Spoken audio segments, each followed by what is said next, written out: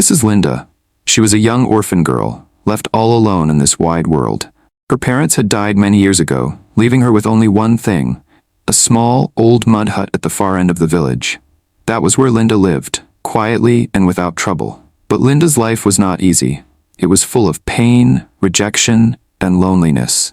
In her village, people believed in a cruel tradition, the belief in something called Osu, which means outcast.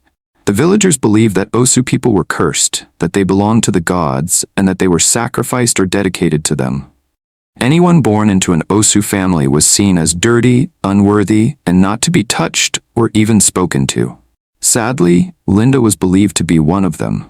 Her late parents were said to be Osu, so everyone saw Linda the same way. Because of that, nobody wanted to be her friend. Nobody visited her home. Children were warned not to play with her. Even when she passed by, mothers would call their kids away and grown men would look at her with disgust. Whenever Linda walked outside, she was called names. Outcast, Osu girl, stay away from us, cursed child. The words stung like sharp needles in her heart. But Linda never replied. She kept her pain to herself. She would just lower her head and keep walking, pretending not to hear them. But deep inside, she was hurting badly. Every time they mocked her, Linda would quietly walk to the forest nearby. There, deep inside, was a big old tree. It became her secret friend, the only place that gave her peace. She would sit beneath its thick branches, where no one could see her. And there she would cry. She cried and cried, her heart heavy with sorrow. "Why do they hate me?" she would whisper. "What did I do wrong?" Sometimes she would talk to the tree, as if it were a person. It felt like the tree listened. Its strong roots and wide leaves gave her comfort, like it was holding her in a warm embrace. Whenever she sat there, she felt a little better. The world went quiet. Only the wind and birds kept her company. She would stay there for hours, lost in her thoughts and tears. The tree became her safe place, her hiding place from the pain of rejection. Linda was young. She had dreams, hopes, and a kind heart. But the world had pushed her aside. She longed for love, friendship, and to be accepted like every other girl. Yet every day she was reminded that she was unwanted. But deep in her heart, Linda still believed. Maybe one day, something would change. Maybe one day, someone would see her differently. Maybe one day, her life would become beautiful.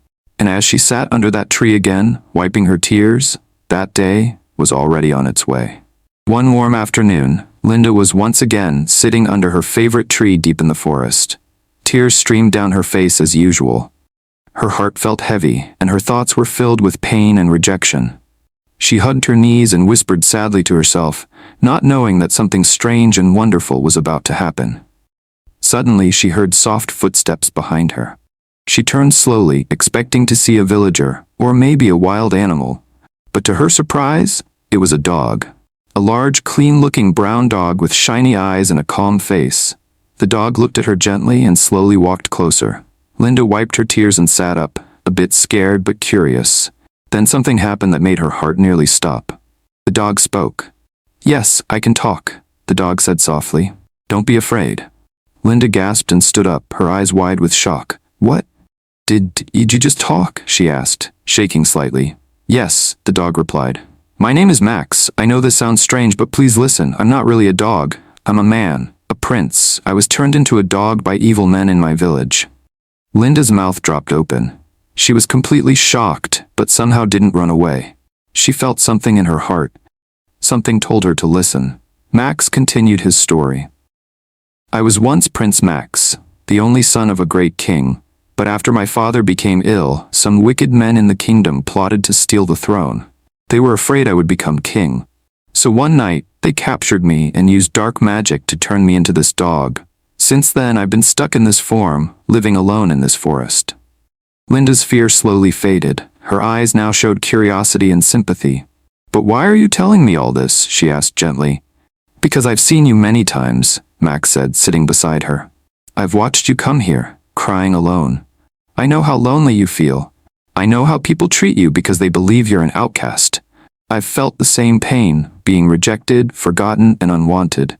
Linda's eyes filled with tears again, but not from sadness this time, from something else. She was touched. Max looked at her deeply. "An old woman I met in this forest told me something. She said that only true love, the love of a woman who sees beyond my dog form, can break this curse and return me to my human self. That is the only way I can go back to my father and save my people. Linda sat back down beside him, her heart pounding. The forest was quiet. Even the birds seemed to be listening. You mean, true love will turn you back into a man? She asked, still in awe. Yes, Max replied, but not just any love. It must be real, pure, from someone who accepts me, even like this. Linda was quiet for a long time. Then she looked into Max's eyes. They were warm, human, and kind. She felt something strange inside her. For the first time in a long while, someone was talking to her kindly. Someone cared. I'm Linda, she finally said with a soft smile. Nice name, Max replied. A beautiful name for a beautiful soul. They both laughed a little. That day, something changed in Linda's heart. She no longer felt like an outcast under that tree. She felt seen, she felt understood, and most of all, she felt hope. She and Max talked for hours, sharing stories, laughing, and learning about each other. It was the first time in a long while that Linda was truly happy. She didn't care that Max was in the form of a dog. His heart was kind, his words were comforting, and his presence made her feel special. As the sun began to set, Linda looked at Max and said, I don't know why, but I'm glad you found me. Max smiled. Maybe it's fate. Maybe the gods had a plan for both of us. And so from that day on, Linda didn't cry under the tree anymore. Instead, she came there to meet Max, her talking friend, the cursed prince. A beautiful friendship had begun, and little did Linda know, it was the beginning of a powerful love that could change both their lives forever. From that day when Linda met Max, her life began to change. Each day, she returned to the big tree in the forest, not to cry anymore, but to meet Max, her dearest friend. Whenever they saw each other, they would run happily and sit under the tree, talking and laughing. The tree that once heard Linda's tears now heard her joy. Linda had never been this happy before. She began to fall in love with Max, even though he was still in the form of a dog. His words were kind. His heart was pure. He listened to her stories and made her laugh like no one else ever did. Around him, she felt safe, loved, and respected, things she never got from anyone in her village. Max also found great peace in Linda. Her gentle heart and sweet spirit gave him strength. Her love was healing him, slowly and powerfully. They would sit for hours talking about their past. Linda spoke of the pain of being mocked and called an outcast, and Max shared how it felt to be betrayed by people he once trusted. They understood each other's pain. And through that, their love grew. One peaceful evening, as the sun gently painted the sky with gold, Max looked into Linda's eyes and asked, Linda, will you marry me? Linda was silent for a moment, surprised. Her heart beat fast. But she smiled warmly and replied, Yes, Max, I will marry you. I found my joy and peace in you. I don't care what form you are in. I love you. Max's eyes filled with tears, not of sadness, but of happiness. It was the most beautiful thing he had ever heard. So they got married. There was no big celebration, no music, no crowd, just the two of them and an old kind-hearted pastor who came to the forest and joined their hands in marriage under that same tree where they first met. The forest stood still as if it was listening. The birds sang softly as if they were witnesses. And just as the pastor said, You may now kiss your bride, something powerful happened. Max's body began to glow, a bright light surrounded him, and before Linda's eyes, the dog she had loved turned into a tall, handsome young man. His eyes were the same, warm and kind, but now he stood as the prince he truly was. Linda gasped in shock and joy. Max, is that really you? She whispered. Yes, my love, he replied, smiling. Your love broke the curse. Tears rolled down Linda's cheeks, not tears of sadness, but tears of pure happiness. Max held her hand, and they both smiled, knowing that something magical had just happened. Max took Linda to his father's palace. When they arrived, the whole kingdom was in shock. The lost prince had returned. Trumpets were blown. Drums were played. The people danced in joy. The king, now old and weak, wept when he saw his son again. My son, the king cried, you have returned to me. There was a grand celebration in the palace. The whole village gathered to welcome Prince Max and his new bride. There was plenty of food, sweet wine, and music. For the first time, Linda was not seen as an outcast. She was welcomed as a queen. People admired her beauty, her strength, and her heart. The evil men who had used dark magic to turn Max into a dog never lived to see this day. The gods of the land had judged them. They were found dead in the forest, destroyed by the very spirits they had tried to deceive.